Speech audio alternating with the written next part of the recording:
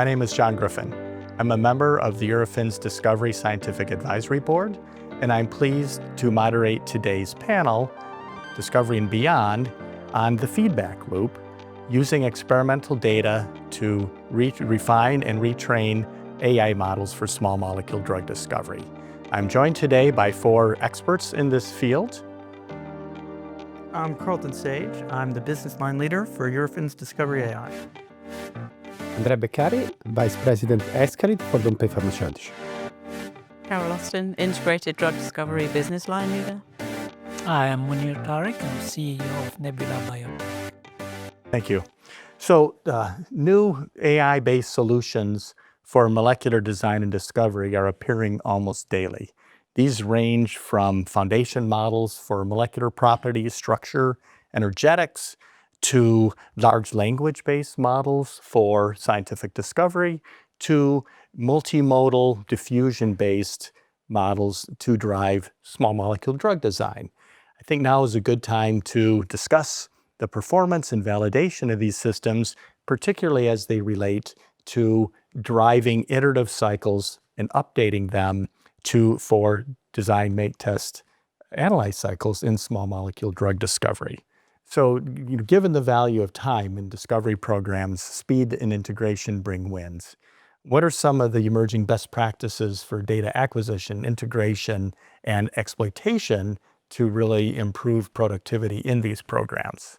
I think that the big shift here is respect to a couple of years ago when the development of the model appears in a different moment respect to the use. And the model are valid for a long amount of time because they are trained once and used more. The evolution that supports the speed up of the process is having the development of the models according to the development of the project. Because we want to use the maximum of the experiment that we are doing now respect to the previous knowledge used to generate the model. So it changed a lot, especially in the interaction with the data. As you said, multimodal data. So we understand that predict other properties, support the prediction of additional other properties that maybe are correlated. So the life cycle of the data changed from an offline to an online process supporting the project as the data are generated. And so the integration and the continuous development and deployment of model become fundamental to maintain the momentum. So automated continuous modeling and updating is actually part of the research operation. Yes. And does that speak to local model development or global model development in general? So say a model for ADME-tox properties versus a potency model that you're evolving over time? This is a very good question. I think that the two things have to run in parallel, because for one side you got the maximum precision on your series to be developed. Along we understand that more data we put in the system, better is the probability to predict. So I think that now we have to consider both the two. It's possible to develop very precise local model to support the chemistry of the day, but also use this data and design the new data to support more general models. So that certainly the generative methods are voracious consumers of data. So, more data is good, but really the right data is better. Where are we seeing the adoption of kind of active learning approaches where molecules are selected or designed and selected for synthesis and testing based on their information content and their contribution to improved modeling, as well as whether or not they exhibit a specific biological activity? Yeah, I think that's a great point. I think previous cycles of optimization have always focused on potency first. And you miss out on potential molecules that can move you in the right direction to get the rest of the properties you need to optimize to actually get a drug. And what is the best data to use? Is it binding data? Is it functional data? I mean, in terms of the platforms that you use?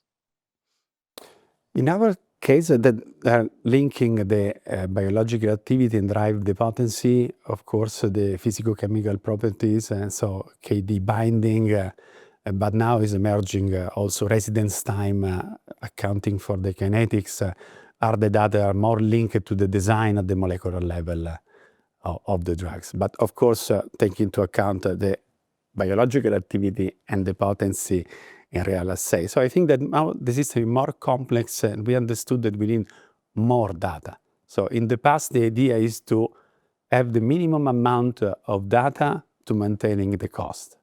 Now the point I think is we have to generate enough data to understand the system and in the view of reusing this data. So I think one of the points important is that the data we are generating now are meant to be used in other examples. So the quality and the number of the data will support the general view on drug discovery. In the past, it's just to do what you have to do in your program. Now, today is more on what I learned, what I understood, and the system can reuse this data as soon as possible, also in other programs. Yeah, that's interesting because what I'm hearing is, and my experience is, as you go further into your particular program, the number of, say, external or existing data one can draw upon is much lower. And so you're going to need to be generating those more specific, maybe cellular data, cellular functional data. So it's interesting to hear that, yes, you should do that with an eye that you're going to reuse it for other purposes in other programs, so the data takes on more value, is what you are saying. Exactly. And coming back to you, I think that the shift in the mind is that in the past, we developed model with the data we generated in the program. But now we are selecting the molecule that gives us the maximum information to have the best model. So in this case, the active learning and the selecting spaces that are suboptimal to the object, but are the perfect fit for the model in terms of interpretability or applicability domain are fundamental because you have a view that is different now. It's model-centered. So what's the stand then, and how should we look at the stand of the industry in dealing with the data produced? We are seeing now more consortia putting together databases to share because there is a gain for everybody. But do you think that is the position of every data producer? I mean, I'm talking about major data producers. Sharing this data, is it of the interest of everybody? And is everybody going to play the game? Because the benefit out of it is when it's feeding the model perform better, and then the outcome is better.